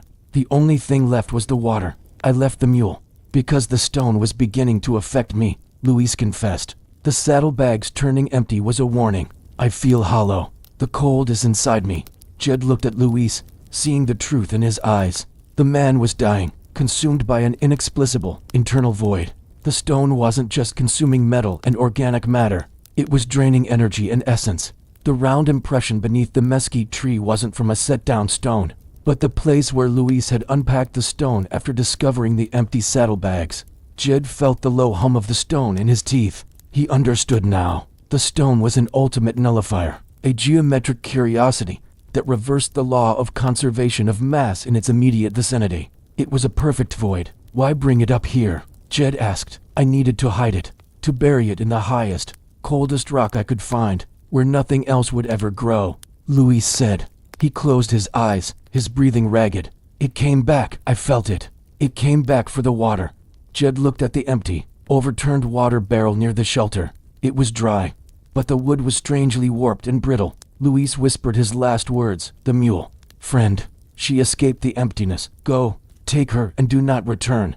Jed waited until Luis's breathing stopped. He did not touch the stone. He knew it wasn't safe to remain in the hollow. He climbed back down the chimney, his heart heavy with the weight of the impossible knowledge he carried. He found Bess where he had left her. As he led the mule away, he didn't look at the high peaks. He knew the fate of Luis. The man had died not from violence, but from emptiness. The missing mule was found with empty saddlebags because the cargo hadn't been stolen. It had been annihilated. And the final, terrible truth was that the stone, now resting high in the silent hollow, had come back for the most precious cargo of all, the life of the solitary man. Who dared to carry it? A lantern flickering where no one stood, zealous merit. A man who had spent 40 years tending to the blinding, reliable light of the sea, had retired to the exact opposite, the perpetual gloom of the mist-marsh coast. He lived in a small, stone cottage overlooking the vast, treacherous expanse of the tidal flats, a mile-wide stretch of black, shifting mud that was entirely swallowed by the sea twice a day. Silas craved solitude, but his life as a keeper had conditioned him to observe. He knew the sea's rhythms, the moon's pull, and the predictable arc of every distant vessel. Nothing happened on his coast without his notice. Then, the light began. It first appeared on a bitter, cloudless night in late November. The tide had fully retreated, leaving the flats a dark, glistening expanse of mud and small, pooling tidal creeks. Silas was sipping his tea, looking out the westward window, when he saw it in the dead center of the flats, at the precise point where the ground was lowest and most often submerged. A single, small lantern flickered. It was a soft, yellow-orange light, bobbing faintly, like a boat anchored in a calm sea. But there was no boat, and there was no solid ground, just the treacherous, sinking mud. Silas grabbed his binoculars. Through the magnification, he could clearly make out the form, a traditional, oil-burning bullseye lantern, the kind favored by fishermen and railwaymen, hanging from a short, low stick. And here was the impossible part. The lantern was suspended perhaps 3 feet above the muck, and beneath it, no one stood. No fisherman retrieving a net, no lost traveler stuck in the mire, no mast, no tripod, no supporting structure that could bear weight. The lantern flickered, held aloft by nothing but the air, defying gravity and logic. Silas spent the next hour pacing. He was a man of facts and engineering. The only light here should be the moon or the stars. He considered swamp gas, but the light was contained, steady, and the color of an oil lamp. Not the blue wash of methane. As the tide began its slow, inevitable return, the light simply went out, not extinguished by the rising water, but snuffed, as if an unseen hand had closed a brass hatch. The fixed point light became a fixture, appearing every night when the flats were fully exposed, and vanishing precisely when the leading edge of the tide reached its exact location. Silas recorded its appearance meticulously. He tracked its coordinates with the old, precise instruments from his lighthouse days. He named its location Point Zero. The light never varied its position by more than a few inches. It was fixed to a spot where the mud was deepest and the peril of sinking was absolute. He also established the second terrifying fact: the light was not just an illusion. He fired his rifle, a heavy naval carbine, directly toward Point Zero on 3 different nights. The bullet, designed to carry, should have hit nothing but air or mud, but on all 3 occasions, he heard a faint, distinct metallic ping, followed by the dull thud of the round burying itself in the ground beyond the light. The lantern, though seemingly unsupported, was protected by a surrounding solid object, something that could deflect heavy lead, yet remained completely invisible. The village of Saltwick, 3 miles down the coast, had its own theories. They called it the Deadman's Watch, a curse left by a long-drowned smuggler who guarded his sunken treasure. The older folks whispered about elementals, things that walked the flats when the moon was dark, carrying their own atmosphere. Silas dismissed the folk tales. This was an anomaly of mass and energy, not a ghost story. He believed the flickering was caused by some form of extreme atmospheric pressure, or a localized magnetic field interacting with the oil flame. But the invisible support structure remained the core mystery. He became obsessed with reaching Point Zero. The mud was a known killer. A man sinking past his knees here was doomed. He tried poles, floating sleds, and even rigging a long, light rope from the shore. The pole always met the same fate, sinking rapidly into the muck, leaving no stable footing. The keeper's descent in the darkest night of the year, with a biting wind that drowned all sound. Silas made his move. He knew the light represented an entry point, a defiance of natural laws that hinted at a greater, hidden truth. He rigged a harness to his sturdy roof chimney and paid out a thin, steel cable, a lighthouse cable, designed not to break across the flats. It was a perilous, near-mile-long traverse. He intended to inch his way out, suspended by his harness, over the treacherous mud. He waited until the lantern was fully lit, a soft, seductive beacon in the dark. He began his descent. The work was slow, agonizing. The cable cut into his skin even through the leather. Below him, the mud glistened, sucking at the air with wet, disturbing sounds. As he neared Point Zero, the flickering of the lantern intensified, casting a sudden, sharp light. He could see the brass body of the lantern, its wick burning high. The scent of paraffin oil was distinct on the wind. He reached the point directly above the light and lowered himself until his boots were barely inches above the floating lantern. He was looking down at a perfect absence. The lantern was not floating. It was resting on a structure, a dull, dark platform of some kind, but the platform was only large enough to hold the lantern itself. It was circular, about 2 feet across, and absorbed the light entirely, making it virtually impossible to see against the black mud. But the most chilling detail was that the platform was not resting on the mud. It was suspended. Below the platform was a gap of clean air, and then the dark, undisturbed mud. The object was hovering. Silas lowered himself further, reaching out a trembling hand. He touched the platform. It was cold, incredibly smooth, and resonated faintly with the hum he now felt in his bones. It was the source of the metallic ping from his rifle shots. Then he understood the terrible truth of the lantern flickering where no one stood. The lantern was flickering because the air around it was unstable. The structure was not a platform. It was a door. The light was not illuminating the darkness. It was bleeding from the dark. And the reason no one stood there was because whatever belonged there was already inside. As his hand rested on the cold metal, the humming intensified. The light of the lantern suddenly went out, as if the energy had been withdrawn. In the absolute dark, Silas saw it, a faint, greenish phosphorescence rising from the lantern's brass body, illuminating the surface of the object just enough for him to see what it was. It was not metal. It was organic, yet perfectly geometric. It was a carapace, a shell, or perhaps a large, crystalline eye, and it was moving. The entire structure began a slow, smooth rotation, its surface dipping slightly, disturbing the air. The object, which had been perfectly still, was now opening. A profound, suffocating silence enveloped Silas, all sound the wind, the cable. His own breathing seemed to vanish. He felt a terrible coldness, an emptiness that drained the heat from his skin and the thought from his mind. He realized his purpose. He was the observer, and now the observed. The lantern was not a trap for travelers. It was a beacon set by something that waited below, using the oil and the light as a lure, a point of contact with the predictable surface world. With a primal scream that was immediately swallowed by the vacuum of the flats, Silas yanked the cable. He hauled himself back with frantic, agonizing speed. He didn't look down. He only listened for the return of the wind, the sound of his own existence. He reached the shore, collapsed in the mud, and cut the cable, letting the heavy steel whip back into the darkness. He never went back to the window. He never looked out over the flats again. He boarded up the windows facing the sea, living out his remaining days in a perpetual, self-imposed twilight. The local fishermen still speak of the deadman's watch, the light that appears and disappears without cause. They believe it is a warning. Silas knew it was not a warning. It was a sigh of resignation.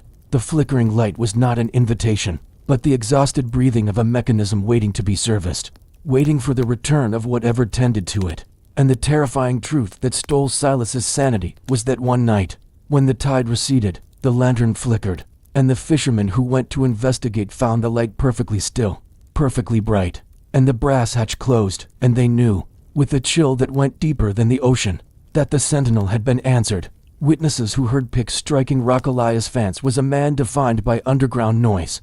For 3 decades, he had navigated the labyrinthine depths of the Appalachian coal country, his ears attuned to the difference between a falling timber, a methane hiss, and the rhythmic, life-affirming clink of a pickaxe against coal. Now retired, he sought only the silence of the surface.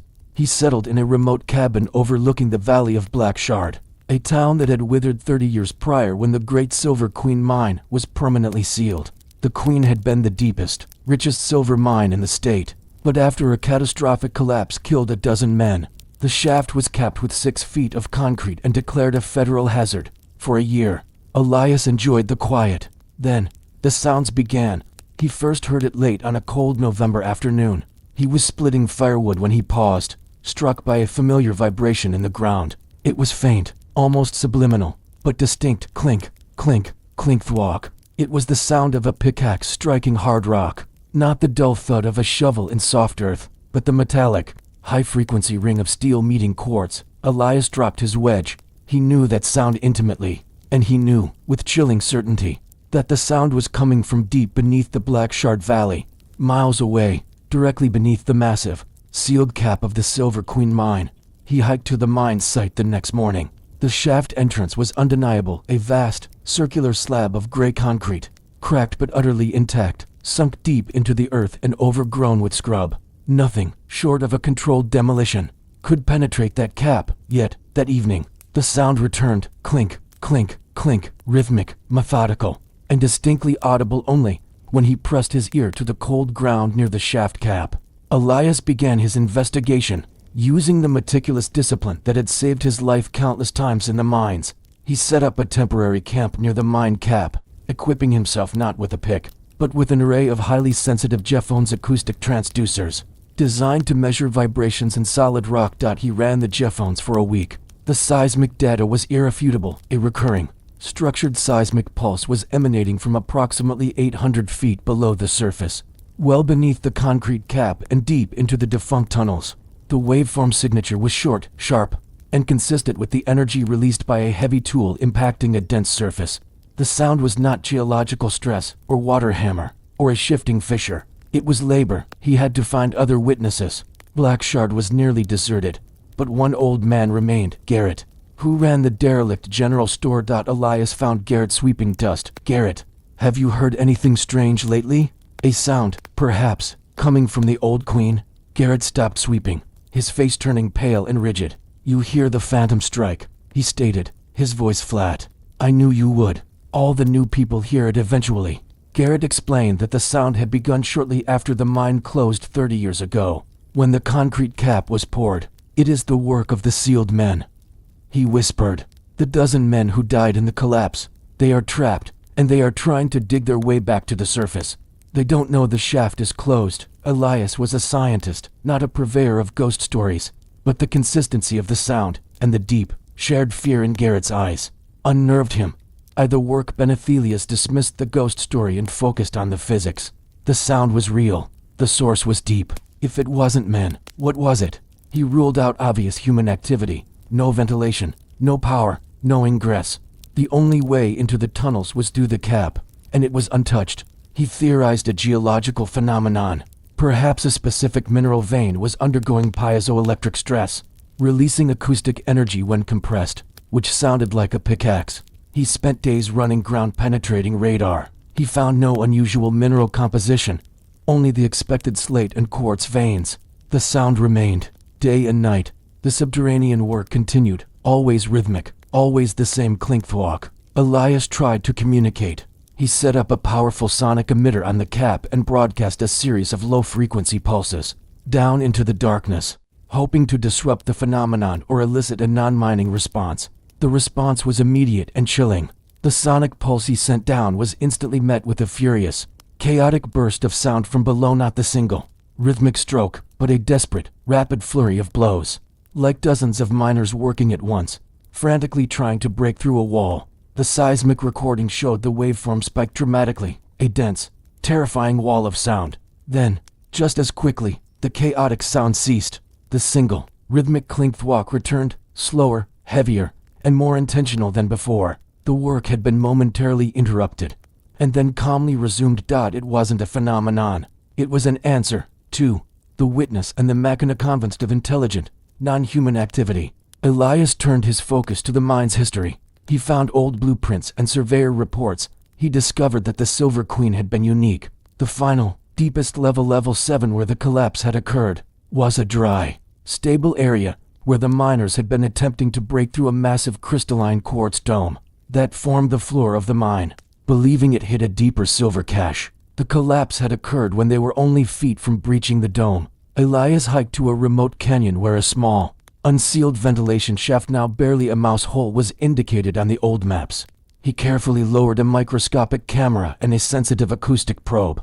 The probe dropped for hundreds of feet, passing through layers of damp air and falling debris. Then, it stabilized in a dry, open space, the long-abandoned level 7 tunnel. The camera's feed was grainy, but clear enough. Elias saw the tunnel, the rusting rails, the abandoned carts, and at the end of the tunnel, where the blueprint showed the crystalline dome, was the mining face.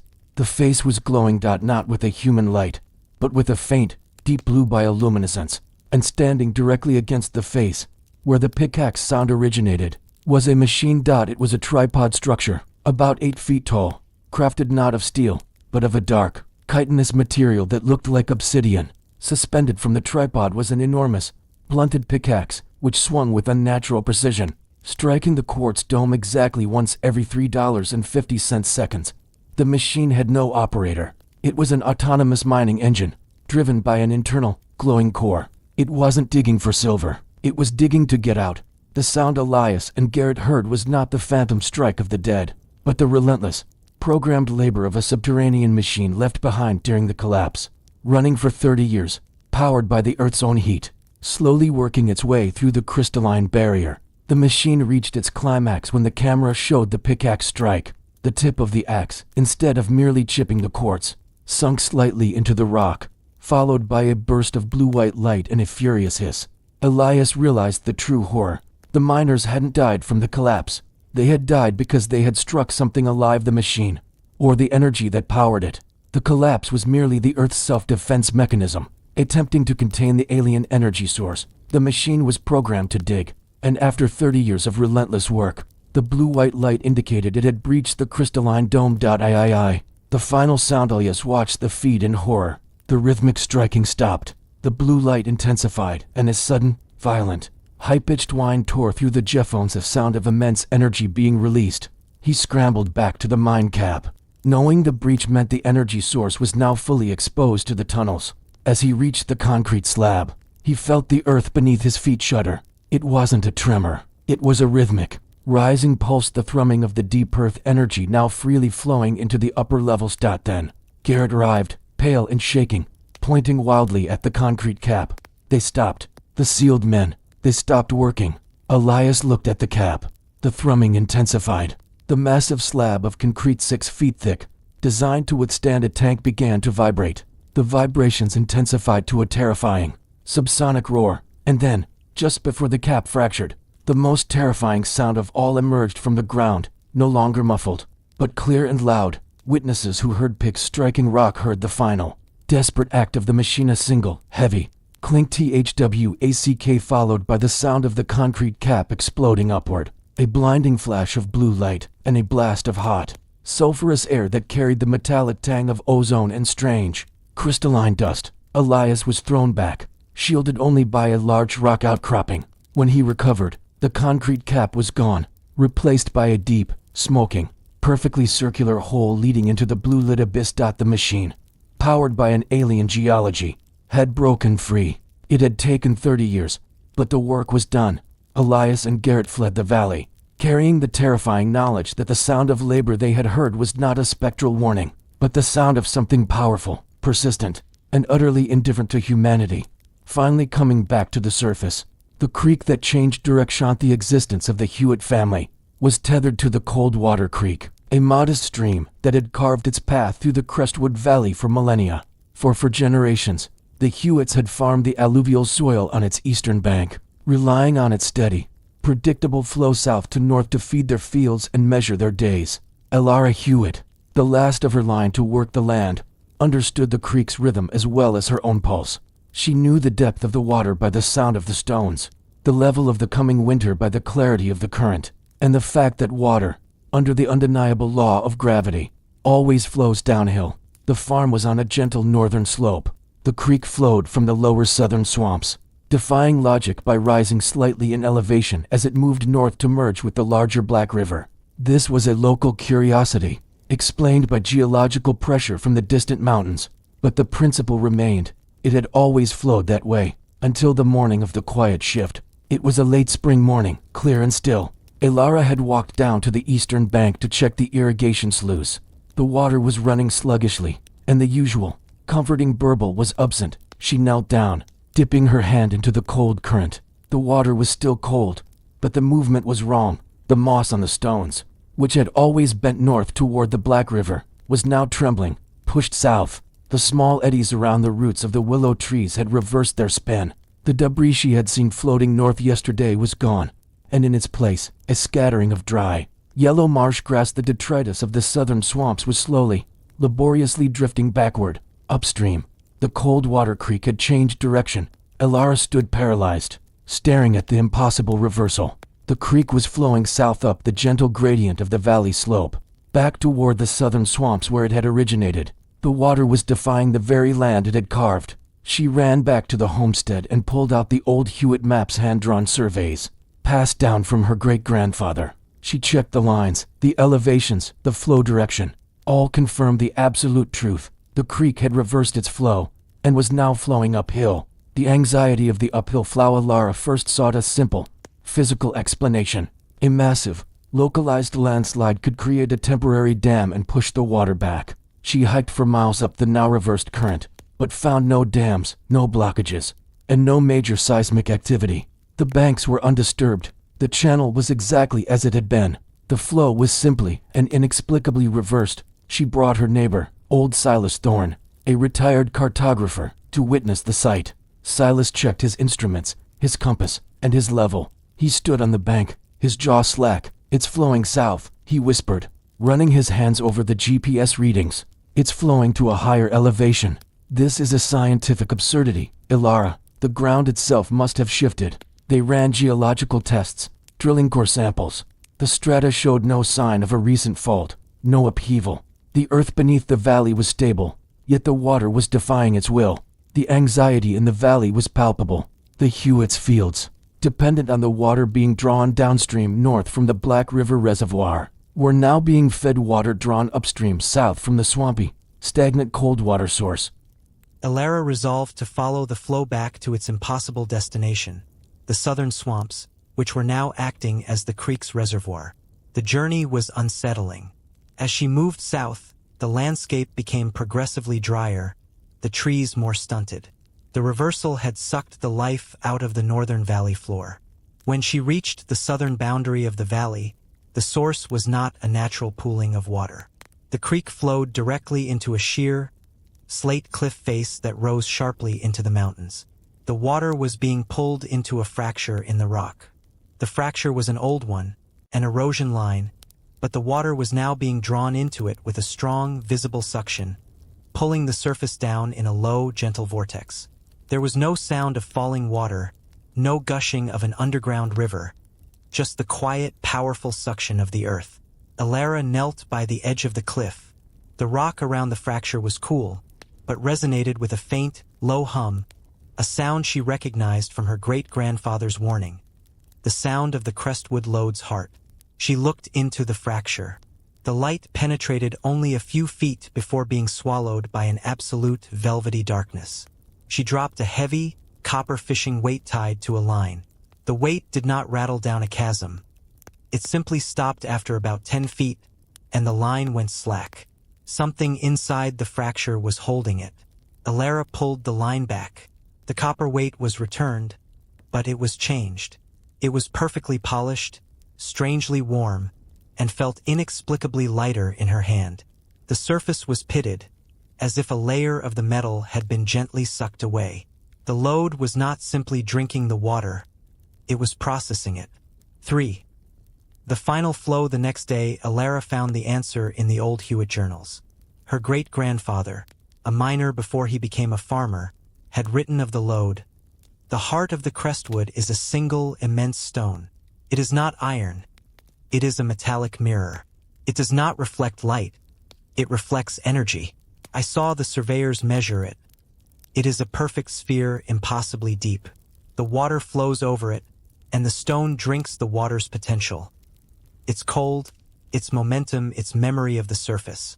If the water flows to it, it is the mountain feeding itself. The land will be left dry and cold." The lode, the heart of the mountain, was an ancient, metallic entity that was sustaining itself by reversing the flow of gravity, pulling the water uphill to itself to consume the inherent energy stored in the downhill flow. The creek that changed direction was not a random event. It was the mountain waking up to eat. Alara returned to the cliff face, carrying the one thing the lode could not consume: fire. She knew she could not stop the magnetic force of the lode, but she could disrupt the siphon. She gathered all the dried pine she could carry and built a massive, blazing pyre directly at the mouth of the cliff fracture, focusing the intense heat directly onto the porous slate. The heat was immediate and severe. The rock began to sizzle. The low hum of the lode intensified, now becoming a furious, frantic shriek that vibrated through the ground. The water, which had been flowing steadily south, began to steam. Then, with a sound like a great geological sigh of defeat, the suction failed. The uphill flow faltered, the water in the creek went still, and then, slowly, imperceptibly, the gentle current turned back. The water was once again moving north. The Coldwater Creek had reversed its reversal. Alara watched as the familiar, comforting burble returned, and the debris began to drift back down toward the Hewitt land. The lode had been temporarily silenced, its siphon broken by the sheer, unassimilable energy of the fire. She had won, but the victory was temporary. She knew the mountain was still there, and that the heart of the lode was merely resting. Alara spent the rest of her life as the valley's guardian, perpetually watching the Coldwater Creek. She never trusted the smooth flow, knowing that the earth itself could defy its own laws.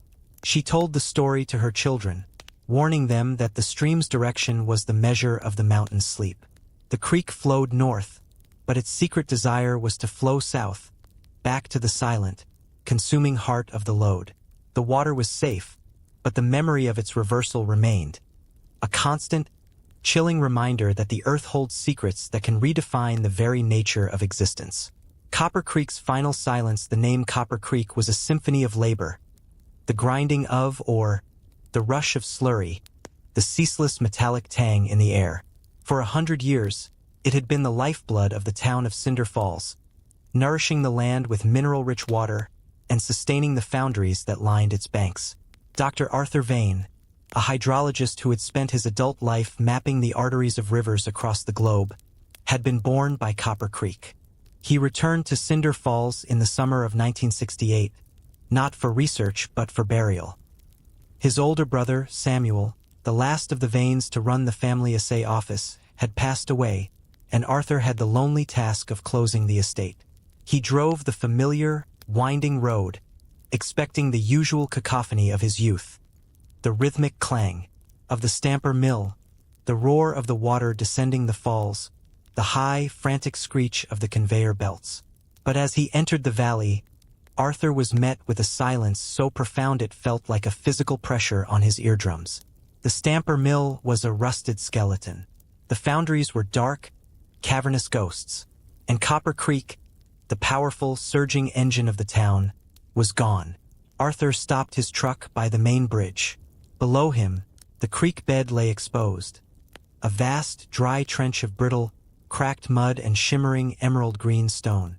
There was no water, not a trickle, not a drop, not even the dampness of morning dew. Copper Creek's final silence was not the silence of a town asleep, but the silence of a body dead. He walked down the embankment, stepping onto the creek bed. The mud was so dry it crumbled to dust beneath his boots.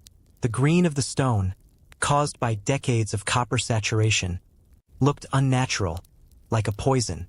He walked to the deepest part of the channel, where the current had been strongest. He knelt and tapped the dry mud with his knuckles. The sound was hollow. It was not a drought. Arthur knew the rainfall figures for the region. They were slightly below average, but insufficient to explain the complete disappearance of a creek fed by glacial runoff. The water had been substantial. It could not simply have evaporated. The echo of the void. Arthur spent the first week settling his brother's affairs, which amounted to signing bankruptcy papers. Samuel's journal, however, provided the first terrifying clue. It was less a business ledger and more a record of mounting geological terror. Journal entry 1967, August 12th. The flow is down 15. The town blames the mill, but the mill is closed. I walked upstream 2 miles. The tributaries are fine. It is only the main channel. It is as if the water is being drunk by the ground itself. Journal entry 1967, November 4th. The roar of the falls is a whisper. The miners say the subterranean springs are silent. We ran a dye test. The water simply disappears a mile past the old Henderson claim, absorbed by the slate. There is no tremor, no fissure, no sinkhole. Just absence. Journal entry 1968, March 20th. Final entry: the sound is gone.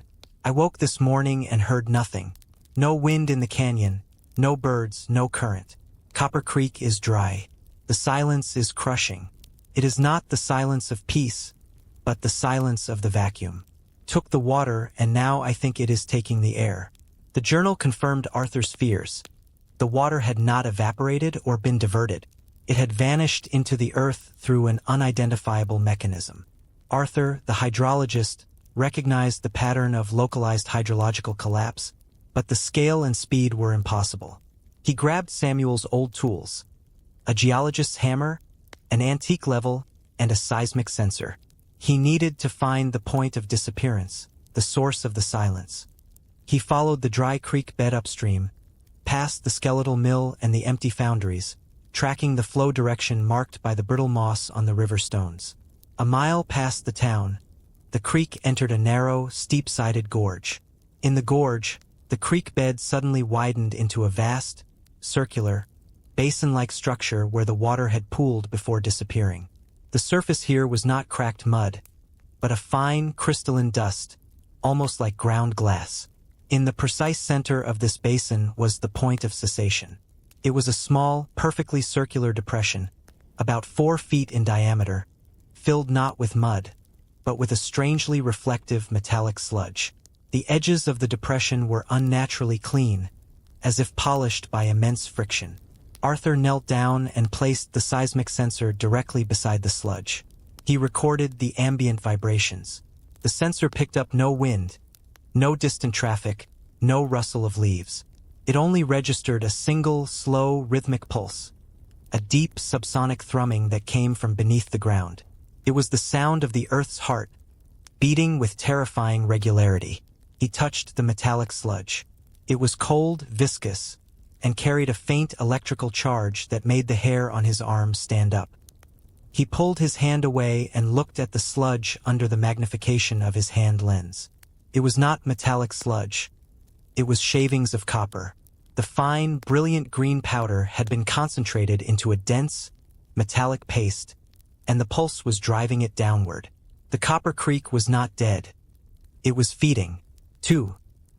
The deep-thirst Arthur returned to Samuel's journal, searching for the connection between the creek and the subterranean geology. He found an old assay report filed by a defunct mining company, the Black Vault Prospect. The report described an immense deposit of pure, crystalline iron beneath the copper veins, too deep to mine profitably. Arthur realized the truth, linking the geological reports to the mythical silence. The crystalline iron deposit was acting as a colossal, submerged electromagnetic pump. The water, rich with dissolved copper ions and minerals, was being drawn down by an immense, localized gravitational pull. The pulse was the rhythm of the energy transfer. The water was being pulled down, and the heavy metals, the copper, the iron, the salts were being filtered out and retained by the magnetic core, leaving the water to sink into the deepest layers of the earth. The Copper Creek's final silence was the sound of its life being stolen, molecule by molecule. He had to confirm his hypothesis. He went back to the point of cessation and poured an entire drum of kerosene, fuel from the abandoned mill, into the metallic sludge. The effect was instantaneous and horrific. The sludge began to fizz, and the rhythmic thrumming intensified into a furious, high-pitched shriek. The sludge in the center of the pit began to churn, violently tossing the kerosene back up. A thick, corrosive steam rose from the pit, smelling of sulfur and ozone. The energy core was reacting to the organic fuel, rejecting it violently. The core only wanted the heavy metals and the water's momentum. As the steam cleared, Arthur saw the center of the pit was now exposed. A small, dark, cylindrical aperture leading straight down into the earth. And from that aperture, a sound finally emerged. Not the thrumming, but a deep, resonant clang. The single sound of a massive weight falling. The sound was followed by a plume of dust that carried with it something small and dark. Arthur rushed forward, coughing in the sulphurous air. He picked up the object. It was a copper buckle from a miner's belt, the same brand and type used by the crew who had disappeared in the Black Vault Prospect nearly 80 years ago. The buckle was not rusted or corroded. It was clean, polished to a perfect, brilliant copper sheen. The magnetic pump had not only been filtering the creek, it had been cleaning the earth above it, drawing down any stray metal left behind from the century of mining. And now, having consumed all the metal and water from the creek's upper levels, it was reaching into the old, flooded tunnels. 3. The end of the vein. Arthur knew he could not stop the geological engine. The Black Vault was simply asserting its nature. It was an ultimate magnetic heart, drawing everything metallic to its core. He returned to the abandoned assay office, gathered Samuel's journal, and prepared to leave Cinder Falls forever. As he drove out of the valley, he looked back at the town. It was silent, preserved in a strange, sun-baked stillness. The air itself felt thin, the humidity gone, the very potential for life drained away. He knew the creek would never return. The silence was final. The town had been built on a metallic vein, and now that vein, the core of the earth, had simply reclaimed its substance. He drove to the top of the ridge, where he could see the entire valley laid out beneath him, a wide scar of green and brown, utterly lifeless. He stopped the truck and turned off the engine, listening for the last time. The air was completely still, the silence absolute. But then, as he pressed his ear to the dashboard, he felt a faint, slow thrum vibrating through the steel of his truck. The Black Vault was not only consuming the valley, it was beginning to pull on everything in its electromagnetic radius. Arthur Vane started the engine and drove hard, never looking back at the silence. He carried the knowledge that the fate of Copper Creek was a template, a warning that the Earth's deep, strange mechanisms could, at any moment, defy gravity, logic, and life itself, leaving behind only the terrifying, heavy silence of the vacuum. The final silence was not the silence of rest, but the silence of consumption completed.